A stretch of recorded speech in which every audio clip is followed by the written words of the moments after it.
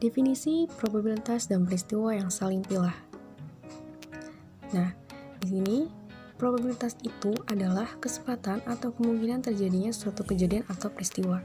Kemudian ada peristiwa yang saling pilah. Jadi, peristiwa saling pilah itu adalah dua peristiwa terlebih dikatakan saling bebas apabila terjadinya peristiwa yang satu tidak menyebabkan terjadinya peristiwa yang lain. Rumusnya P A plus PB. Contohnya di sini bisa dilihat dalam slide. Bila A dan B, PA-nya sudah diketahui 0,3 dan PB-nya 0,25, maka di sini langsung saja PA plus PB sama dengan 0,3 ditambah 0,25 hasilnya 0,55. Kemudian kita akan bahas mengenai peristiwa inklusif, compound event yang bebas, dan compound event yang bersyarat. Pertama-tama kita akan bahas mengenai peristiwa inklusif. Jadi peristiwa inklusif itu adalah dua peristiwa atau lebih yang tidak punya hubungan saling bebas, di mana kita ingin mengetahui probabilitas terjadinya paling sedikit satu peristiwa di antara dua atau lebih peristiwa tersebut. Di sini rumusnya adalah PA ditambah PB dikurang P kali A dan B. Selanjutnya kita akan bahas mengenai compound events yang bebas. Jadi compound event yang bebas itu adalah dua peristiwa atau lebih dikatakan peristiwa bebas jika terjadinya salah satu tidak ada hubungannya dengan yang lain. Rumusnya adalah PA dikali PB. Selanjutnya kita akan bahas mengenai compound event bersyarat. Compound events yang bersyarat itu adalah dua peristiwa terlebih di mana terjadinya peristiwa yang satu akan mempengaruhi terjadinya peristiwa yang lain. Rumusnya adalah PA dikali PB per A. Bisa dilihat dalam slide berikut ini. Dua macam tafsiran tentang probabilitas.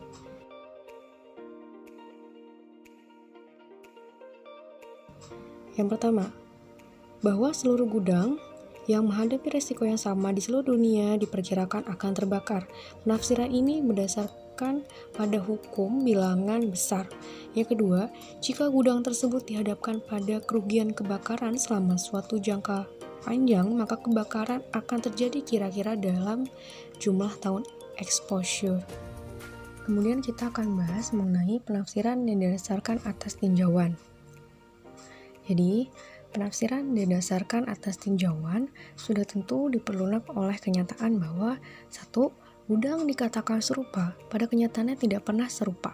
Misalnya, walaupun sama tetapi berbeda lokasi, konstruksi, dan perawatannya. Yang kedua, kondisi bisa saja berubah peninjauan. Pengalaman masa lalu itu menyediakan sebagian dasar untuk suatu penafsiran probabilitas kerugian. Selanjutnya, persoalan ini akan dibahas lebih lanjut dalam seksi distribusi probabilitas. Pertama, peristiwa yang saling pilah. Kedua, peristiwa yang inklusif. Dan yang ketiga, compound event. Pembahasan peristiwa saling pilah dan peristiwa inklusif. Jadi, peristiwa yang saling pilah atau disebut juga mutually exclusive event. Dua peristiwa dikatakan saling pilah apabila terjadinya peristiwa yang satu tidak menyebabkan terjadinya peristiwa yang lain. Di sini ada contoh. Probabilitas terjadinya kerugian peristiwa A sebesar 1 juta adalah 1/10 dan kerugian peristiwa B sebesar 2.500.000 adalah 1/20, maka probabilitas akan terjadinya kerugian sebesar 1 juta atau 2.500.000 adalah di sini. Jadi PA plus PB sama dengan 1/10 ditambah 1/20, hasilnya adalah 3/20. Kemudian adalah peristiwa inklusif. Jadi peristiwa inklusif itu adalah dua peristiwa atau lebih yang tidak mempunyai hubungan saling bebas, di mana kita ingin mengetahui probabilitas terjadinya paling sedikit satu peristiwa di antara dua atau lebih peristiwa tersebut. Di sini ada contoh soal. Jadi, misalnya gudang A, B, C masing-masing dengan 1/40 probabilitas kebakarannya.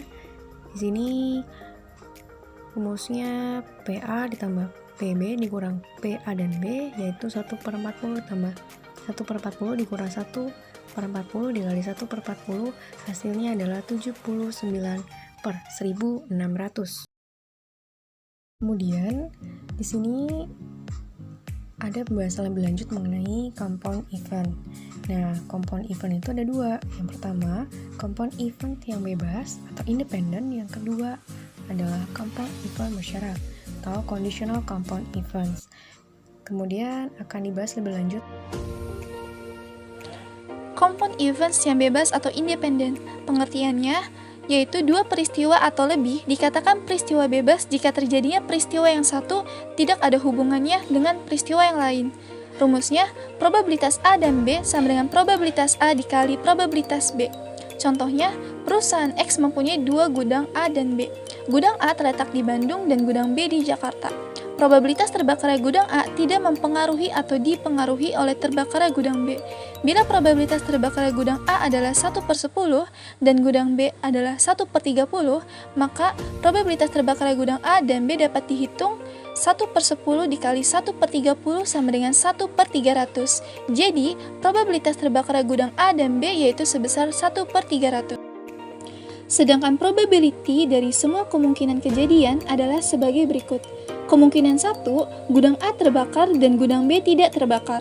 Sehingga perhitungannya 1/10 dikali 1 dikurang 1/30 sama dengan 29/300.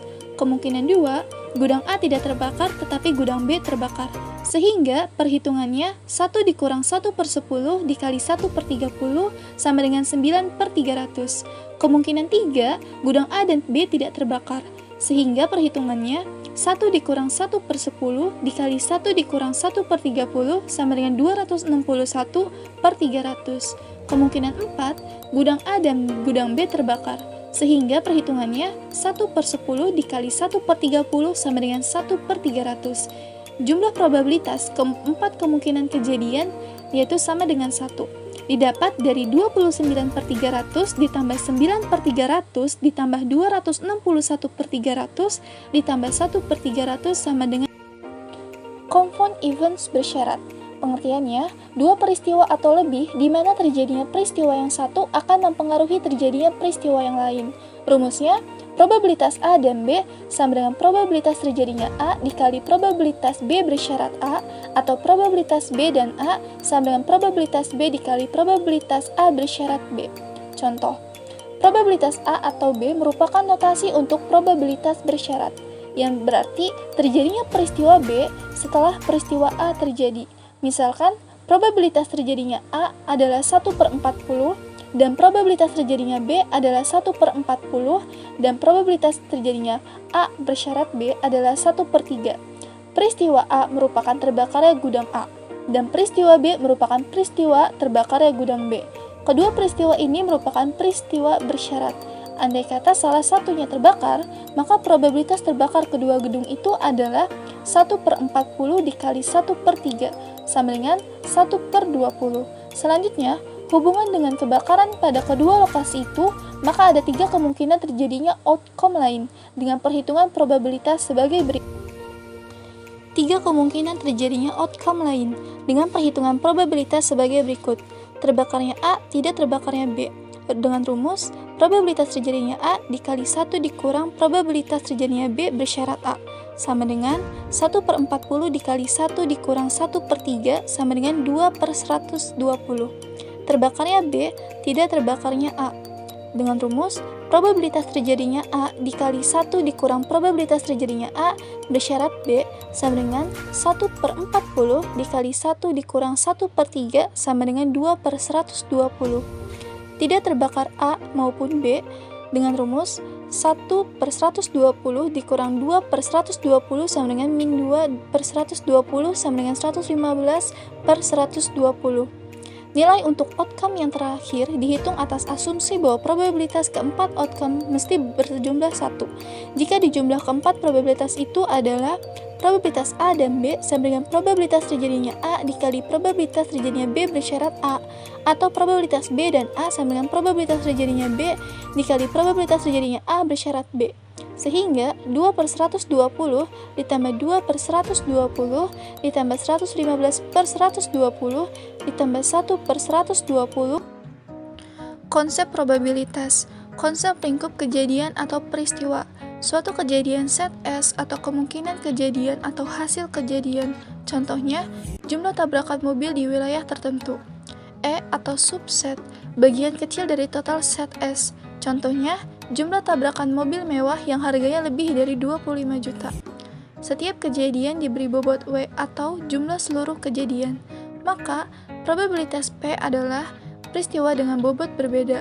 Rumusnya, P kali E sama dengan W kali E per W kali S.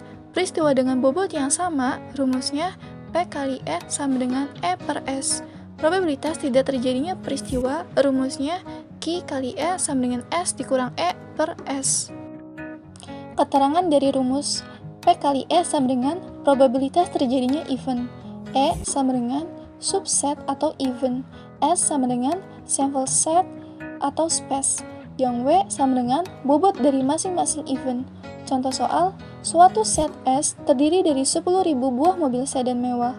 Sejumlah 9.000 buah berharga di bawah 25 juta dan sebesar 1.000 buah berharga sebesar 25 juta atau lebih. Untuk mobil yang berharga 25 juta atau lebih, kita beri bobot 2. Sesuai dengan formula di atas, maka probabilitas terjadinya tabrakan mobil sedan mewah adalah penyelesaiannya probabilitas terjadinya tabrakan PE sama dengan W dikali E per W dikali S sama dengan 2 dikali 1000 per 2 dikali 1000 dikali 1 dikali 9000 sama dengan 2000 per 11.000 sama dengan 2 per 100. Apabila seluruh event mendapat bobot. Kemudian di sini ada probabilitas, frekuensi, dan data historis. Nah, probabilitas, frekuensi, dan data historis yang kita bahas di sini adalah mengukur probabilitas berdasarkan data yang dimiliki. Di sini ada contoh soal di mana contoh 1, data menggunakan selama 240 hari kerja dalam setahun, mesin rusak selama 20 hari, maka probabilitas mesin rusak. Nah, di sini ada X, data historis resiko 20 hari, N-nya adalah data jumlah event sama dengan 240 hari, maka PX atau peluang X sama dengan X per N. Jadi P rusak sama dengan 20 per 240, hasilnya adalah 0,0833. Angka pengukuran probabilitas berdasarkan persentase rating. Di sini ada rating 1, 2, 3, 4, dan 5 dengan persentase rating 1 berarti 0 sampai 10, kriterianya sangat tidak mungkin. Rating 2 10 sampai 30% atau kecil kemungkinannya. Rating 3 30 sampai 50%, kriterianya kemungkinan terjadi. Rating 4 50 sampai 90%, kemungkinan sering terjadi, dan rating 5 lebih dari 90% hampir pasti terjadi. Kerangka pengukuran probabilitas berdasarkan rating dampak. Di sini rating dampaknya sangat tinggi, besar, menengah, kecil, sangat rendah. Keterangannya sangat tinggi, mengancam program organisasi stakeholder. Rating besar, mengancam fungsi efektif dan organisasi. Kemudian ada rating dampak yang menengah, berarti dia sudah mengganggu administrasi program. Kemudian ada rating dampak kecil, berarti mengancam efisiensi dan efektivitas beberapa aspek program. Kemudian rating sangat rendah, berarti dampak dapat ditangani pada tahap kegiatan rutin, kerugian kurang material, dan tidak mempengaruhi stakeholder. Selanjutnya yaitu gambaran terjadinya beberapa resiko dan solusinya. Jadi ada resiko status sangat tinggi, berarti tujuan dan hasil tidak tercapai. Nah, solusinya perlu pengelolaan yang bersifat urgent dan aktif melibatkan pimpinan paling tinggi. Poin-poin berikutnya dapat dilihat dalam tabel berikut. Selanjutnya ada resiko status tinggi, beberapa tujuan dan hasil tidak tercapai. Solusinya perlu pengelolaan aktif dan review rutin. Poin-poin berikutnya dapat dilihat dalam tabel. Kemudian ada resiko status menengah, berarti sudah mengganggu kualitas atau ketepatan waktu dari tujuan dan hasilnya. Solusinya perlu dikelola dan direview secara rutin. Nah, untuk lebih jelasnya bisa dilihat dalam poin-poin berikut ini. Selanjutnya ada lanjutan bahasan. Di sini gambaran resiko status rendah berarti sudah mengganggu kualitas dan ketepatan waktu dari tujuan dan hasilnya. Solusinya prosedur rutin yang cukup untuk menanggung dampak. Kemudian ada resiko status sangat rendah, berarti dampak terhadap hasil tujuan adalah sangat kecil, resikonya hanya perlu pemantauan yang singkat. Nah, bisa dilihat dalam tabel berikut untuk lebih jelasnya. Sekian dan terima kasih. Itu saja yang dapat kami sampaikan. Kurang lebihnya mohon maaf. Wassalamualaikum warahmatullahi wabarakatuh.